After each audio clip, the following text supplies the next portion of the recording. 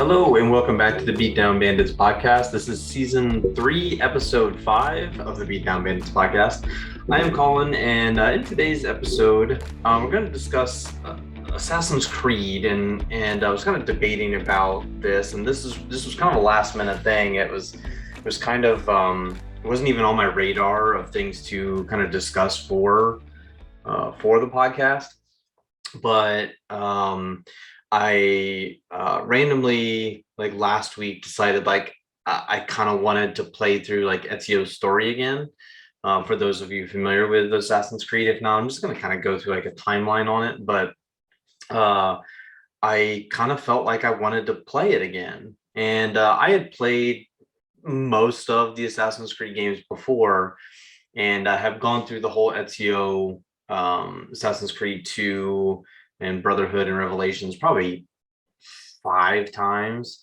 Maybe Revelations, maybe only like 2 or 3 times, but Brotherhood and Assassin's Creed 2 several times at least.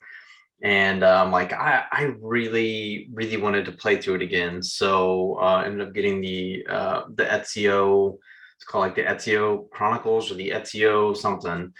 And so got those 3 games and started playing through them again. I'm like, man, this is such a unique story. And at the time, like when Assassin's Creed 1 came out, like the open world game aspects like that were fairly new as far as like something that size. And I think that's what I really appreciated about it. Now like Rockstar Games like kind of took it to like another level than what like Ubisoft had going for it. And I felt like Ubisoft really, I think, like kicked off those like major open world games with all these side quests and stuff where, you could play through the game in, say 12 hours, but if you wanted to do the side quests and stuff, it was going to take you 10 times longer. And I think with Assassin's Creed, like you really kind of want to do those things.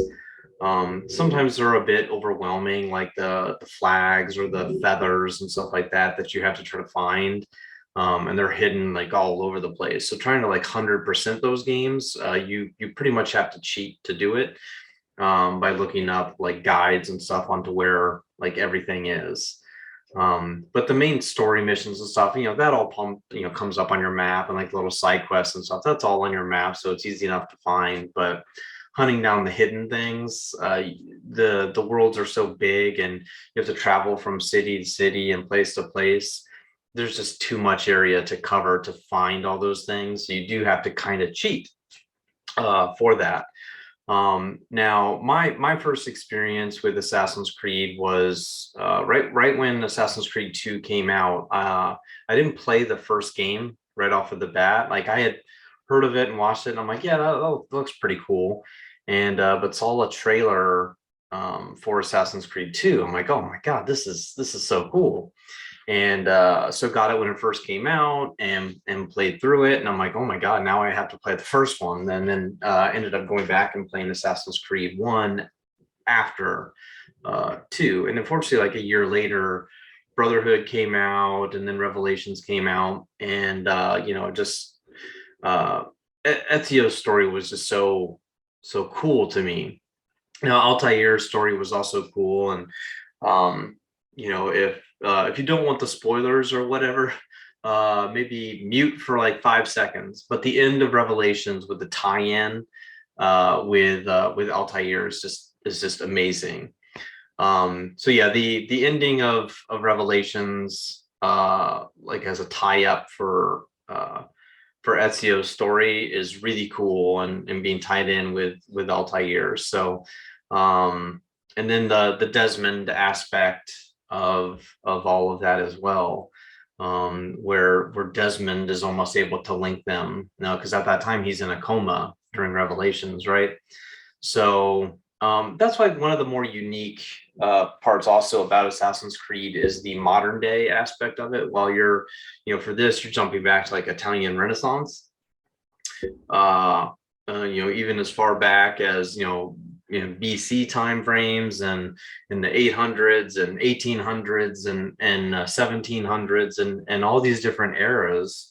that you're jumping back to find where people had put things is pretty crazy, and it's a very unique thing. It very easily could have been left out of the story, but I think it adds a little bit of spice as to why you are playing this person, and then the tie-ins just kind of add those little twists of like, oh man, like I didn't see that coming or whatever. And so it's very unique in that aspect. But um the something else that's also worth mentioning that a lot of people are not aware of, but it is on YouTube, especially for people who are like super attached to like the Ezio timeline of Assassin's Creed, is going to YouTube and looking up Assassin's Creed Embers. It actually finalizes Ezio's story, and it has the same actor and everything, as well, covering that. But it's I want to say it's 20 minutes or so. It's not super long, and you can easily sit down and watch it. But it's a really good finale to Ezio, and it's basically him in retirement 20 years later or whatever, 15 years after Revelations. I forget exactly how long, but it's Ezio's ending, basically, where Revelations is close, but you don't really know what happens after that, right? So and also like the trailers to the Assassin's Creed games are really good. I think really leading up through like maybe like Unity and Syndicate and those games. I don't even know if there was one for Rogue. I think there was, but I don't remember what it was about. But I think by the time they got to like Brotherhood, their trailers for their video games were like their own little stories, and so good, and were really good about tying you in of like, oh man, like this game's really good. And I had no idea like Brotherhood was coming until I saw that trailer.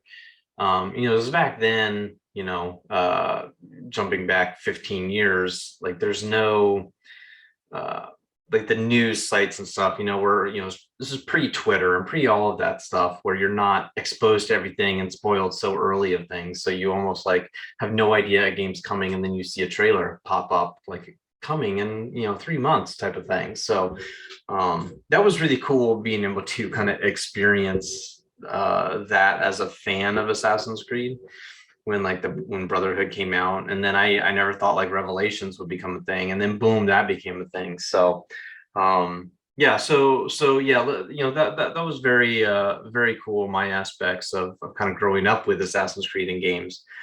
And that's what made me like truly fall in love with like the open world stuff. And then when you add in like the Rockstar stuff of like the GTAs and the Red Dead Redemptions and stuff, like you know, it's just amazing open world games, you know, that were developed. Yeah, so anyway, very cool. All right, so I'm going to kind of run through a little timeline here. I'm going to share the sound. I don't know. I might like play this one because it's not super long or whatever.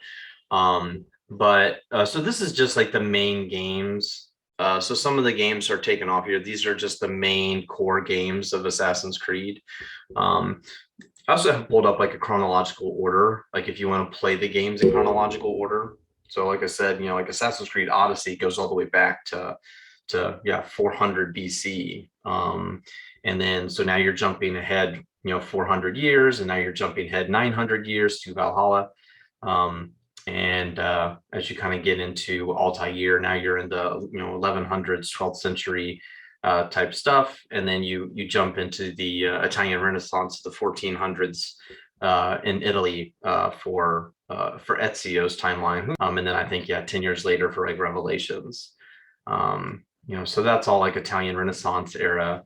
And then, you know, for the Assassin's Creed Chronicles China, for those, you know, so this one actually mentions Embers, and as I mentioned a little bit ago, of a tie-in to Ezio. So yeah, Revelations ends in 1512. So this ties in, you know, 10, 15 years later. You're introduced to somebody who's introduced in the short film Assassin's Creed Embers, when she travels to Italy by a train. and meets with Ezio. So I think that's worth watching if you've never seen it before. It's actually really cool. And like I said, it's almost like a handoff of to like a younger generation. So it's pretty cool. So let's kind of run through this a little bit, of the actual game, the actual games in order. So like I said, I played Assassin's Creed, the original, after the fact. So Assassin's Creed 2 came out in 2009. So I probably played Assassin's Creed in 2009, maybe 2010, kind of depending on when it came out. When Assassin's Creed 2 came out in 2009, and by the time I got through it, right? So Assassin's Creed follows Altair, which yeah, takes place in the medieval era of the Middle East, so like 1100s, right? And so you kind of follow Altair, which I was not a huge fan of this game, but Altair has like a really good story. So while I didn't enjoy the original Assassin's Creed as much as Ezio's storyline, the historical aspect of it is very cool to kind of go through and add in. But there's so much more when you get to Assassin's Creed 2, and you could theoretically start with Assassin's Creed 2, just like I did. You're not missing anything, but by the time you get to Brotherhood and Revelations, you start getting a little bit of tie-in, a little bit of story, and especially with Desmond, the modern day stuff, you kind of need to know this. So it's definitely worth playing uh, Assassin's Creed games in order of release. So in order of, Assassin's Creed games in a release order. So Assassin's Creed 2, like I said, you start off as Ezio. I think you actually technically start off as a baby. You see his birth, right? And but really you start off as Ezio, as like maybe 18, 19 years old. I'm sure it's actually mentioned somewhere in some storyline or whatever, but I don't think it actually says in game. But he's very young. He's 18, 19 years old or so. And yeah, he is as it says in here, like the most likable protagonist. He is very likable, um and uh um, and just his improvements and his abilities and stuff kind of growing as the game goes on. And like his whole storyline, so little minor spoilers, is he has some family members that are murdered in a conspiracy by like the Patsies and stuff. So he kind of goes off on his own revenge story as an assassin, and kind of becomes an assassin through all of this. And yeah, so it's very diverse. It's very fun. It's a big storyline of all the stuff that he has to kind of go through and deal with. It also takes place over like 30 years or so, something like that. So the growth and like even like the cities and stuff is really cool to see too. So by far, I mean, between like Assassin's Creed 2, I mean, there's so many of them that are so really good, but between 2 and Brotherhood, Revelations, game wise, and we'll talk about that, maybe isn't quite as good, but it's still really great as far as the storyline goes. And then finally, like Assassin's Creed 3 and 4, to me are like the ones that like everybody has to play up through 4, like for a full all out like Assassin's Creed experience. Beyond that, things get a little weird and a little more choppy and a little less assassin-y, I think. But still really cool. So Assassin's Creed Brotherhood, it takes off right after, literally like the next minute. So right after Assassin's Creed 2 ends, Assassin's Creed Brotherhood starts. And so you continue to follow off with Ezio and continue his story. And so he's getting a little bit older, and that's brought up. He's not quite as athletic as what he used to be, although he still has the same abilities, so you're not affected by that. But there are some lines in the story of like being an old man now. So he's probably 40s at this point. So something like that, or around 40. So people start kind of calling him out for that a little bit. It's kind of funny. This continues, like the storyline continues with his family, and now his uncle is killed. There's a few people that you're basically not able to get to, or you're slowly introduced to in Assassin's Creed 2 that you never kind of finish off, and now you have to. So that's kind of where Brotherhood kind of takes us to. So the cool aspect with Brotherhood is now you're not just a lone wolf, is that you're actually building your own guild basically at this point of assassins, and you have your own assassin soldiers basically that now can help you. So you're able to recruit people and bring them in and train them and make them even more awesome. And as I mentioned earlier, like the trailer for Assassin's Creed Brotherhood, and I'm going to play it here. Actually, I want my own audio, so I definitely want to listen to this. But it's such a cool story, right? So I'm gonna stop talking and we're gonna watch this together for a second.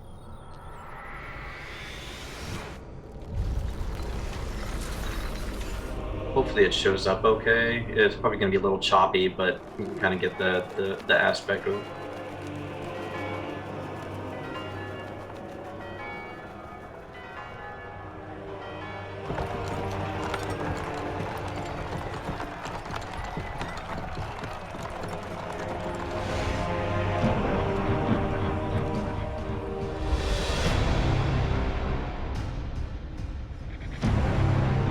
So this is Ezio right here.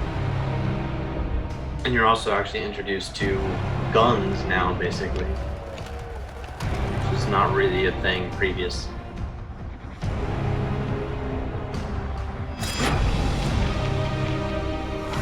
So there you're kind of curious, like, what's happening?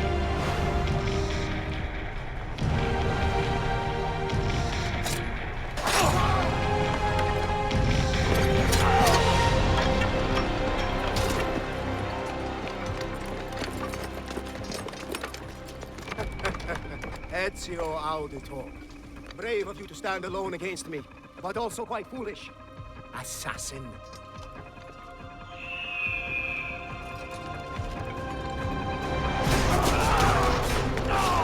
And now you can kind of just, like, everybody around him just dying, right?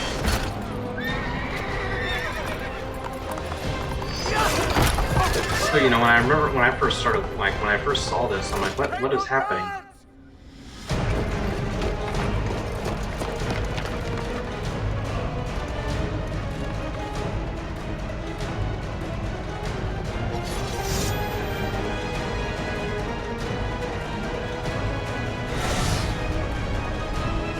And then when you see this, it's like, oh, wait a second.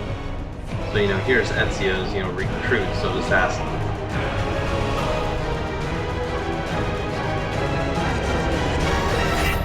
So yeah, there's a, you know, little mini trailer of Brotherhood, right? So such a unique thing of being able to now, you know, have your own assassin recruits, right? So now we jump into Revelations, right? So we're a couple years down, right? Like that was 2009, 10, 11. So we're back to back to back. I thought it was 2 years difference.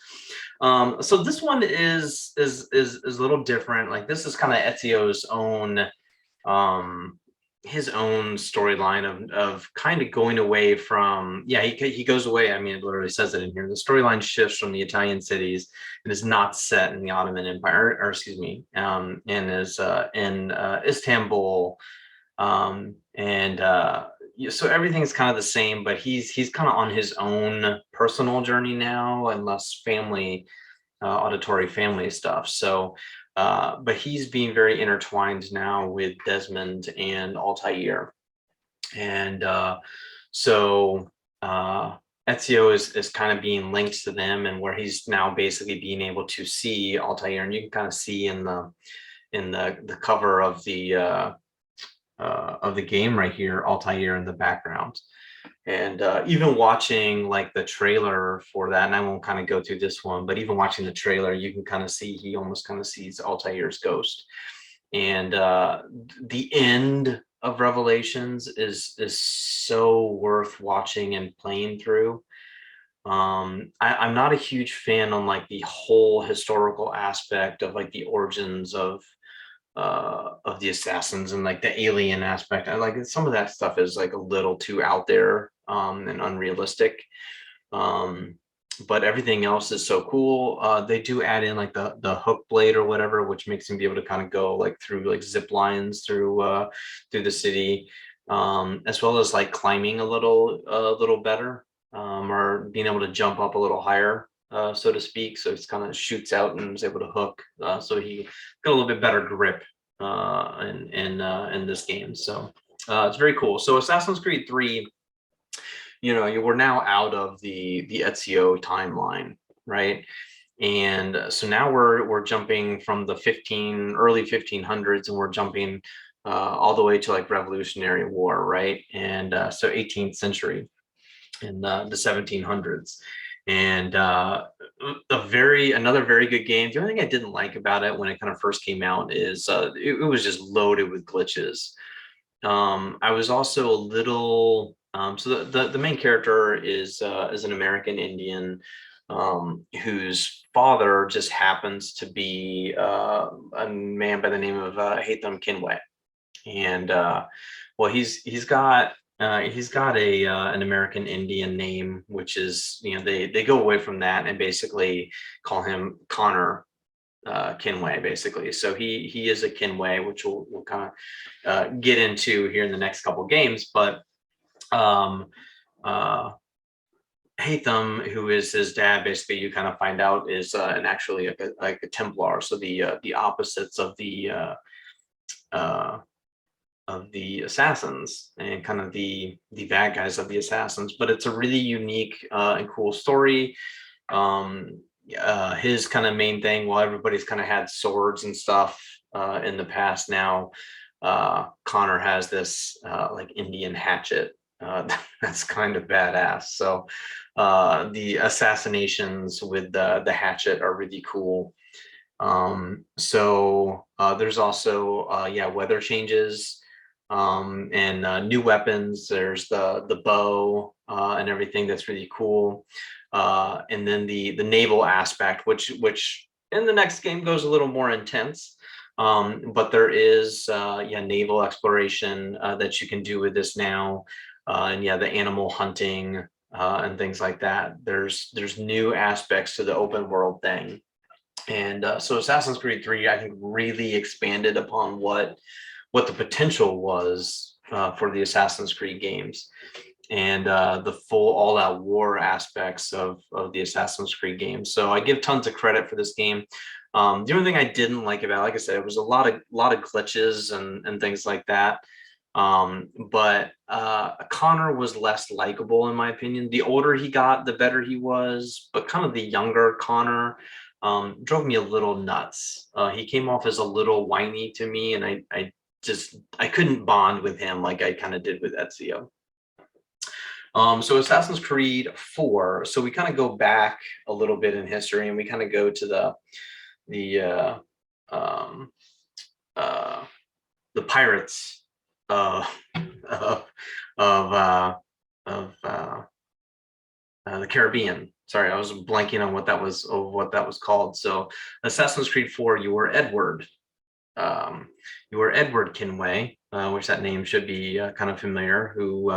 So this is kind of prequel, and it's this, like it says, this precedes the events that occur in Assassin's Creed 3. The main character is the role of Edward Kinway, who is a protagonist in the previous game. So Hatham Kinway is Edward's son, and then Connor, who is the Indian, is grandson of Edward. So you're going to find those things out as you go along. But the really cool aspects of Black Flag is, one, Edward has the abilities and everything of an assassin, but actually isn't one. He killed an assassin and kind of took his identity basically at the start, and then kind of just rolls with it before kind of coming himself again. But it's 90% naval.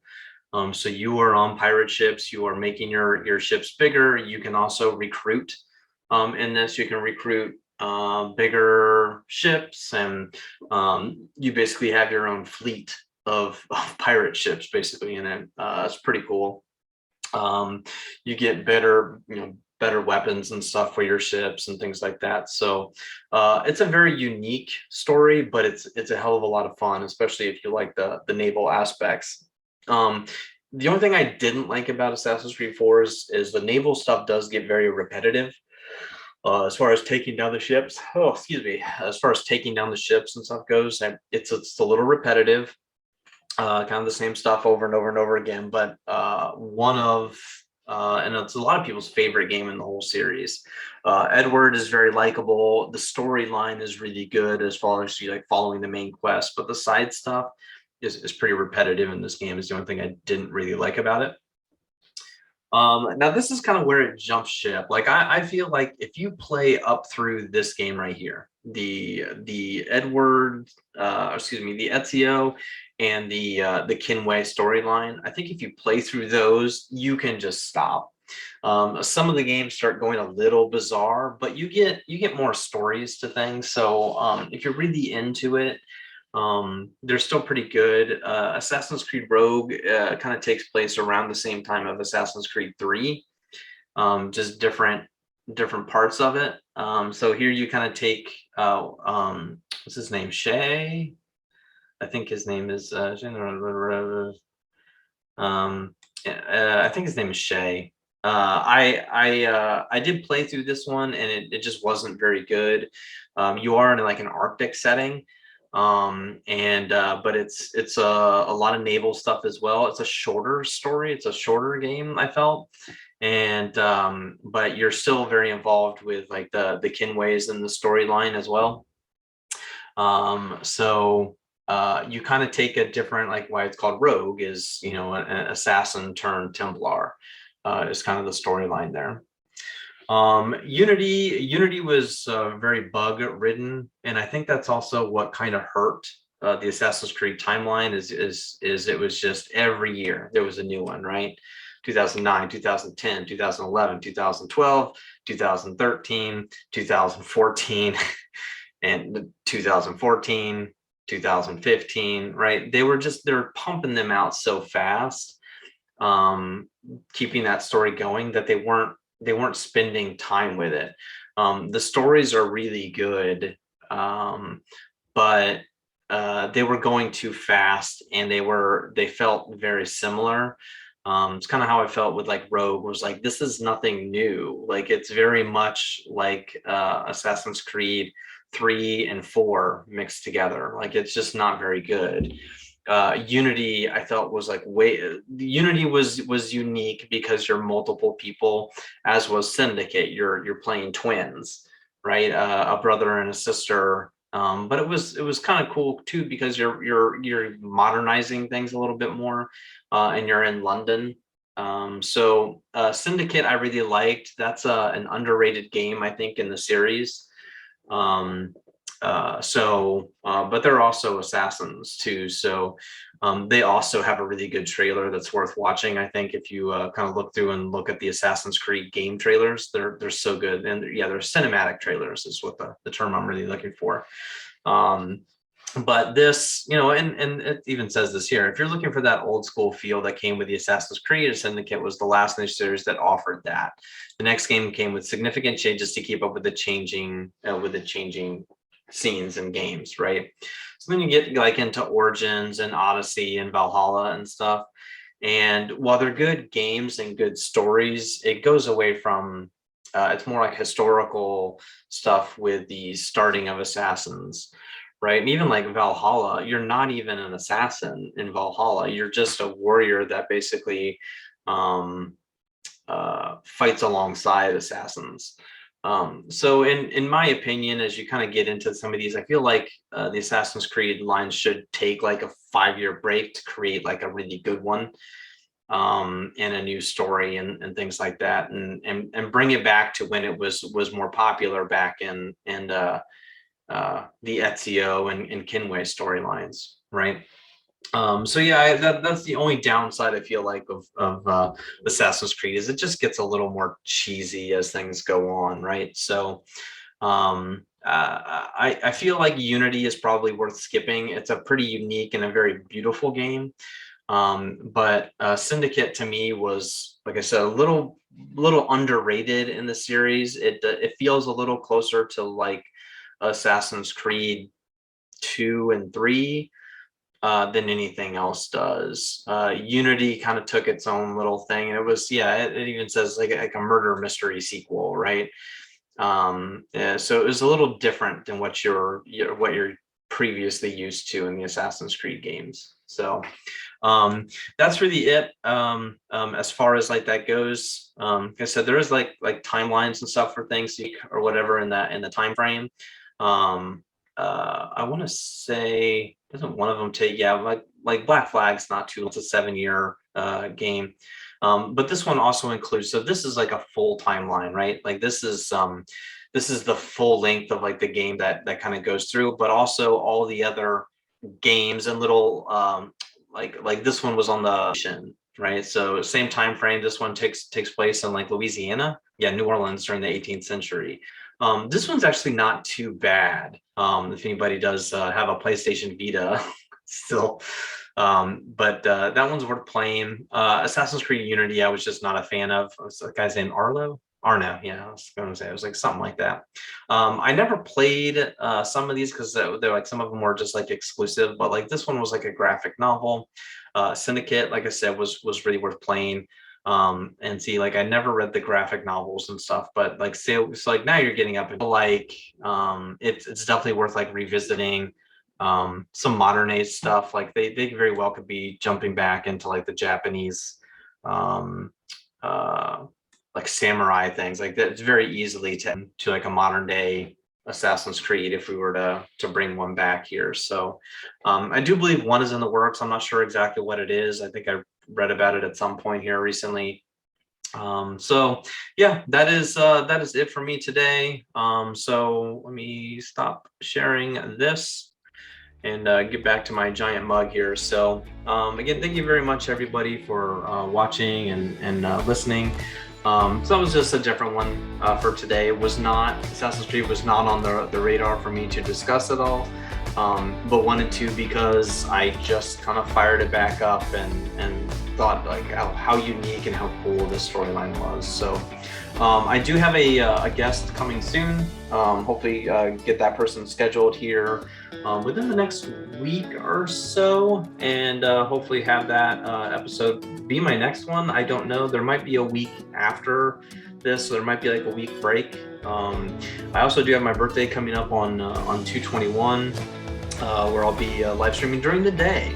I am off work that day. It's a Monday, February 21st, so I will be off and streaming on that day, so feel free to jump in. I do have in my descriptions all my streaming stuff. I stream on Twitch, so all that stuff is in there in the links below. All right, thank you very much, everybody, and have a great one. Later.